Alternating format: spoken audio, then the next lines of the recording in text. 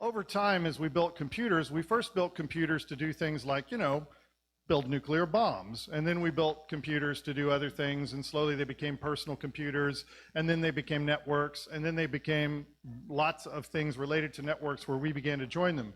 But we kept the same legal framework that we used throughout that. So if you're not familiar with how many people here know what an end user license agreement is? How many people have clicked a button that you don't understand what it says, but you did it anyway so you could get access to something? Okay, good, that would be everybody. Well, you were accepting the end user license agreement, when you did that. And so the fascinating part of all that is that you don't know what it said, and I don't know what it says, and nobody else has said.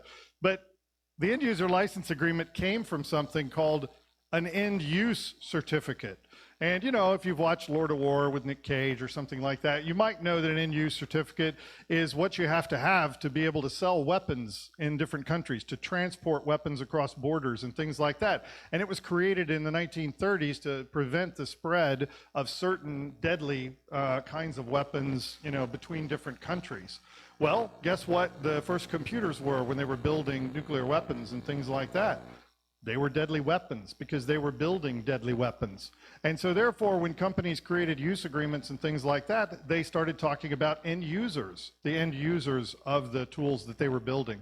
And that became the end user license agreement, which is what we use today to access every one of these platforms, which, by the way, that was created to regulate and control all of our information dissemination. It gave us very specific rights, and it preserved very specific rights to the actual platform.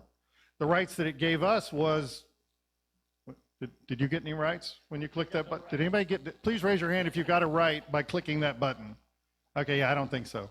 So the fact of the matter is, how is that going to work when our lives are actually digital? It's fine back in the day maybe when we needed to use a spreadsheet or we were using a one-off application, but how many people here can function without this?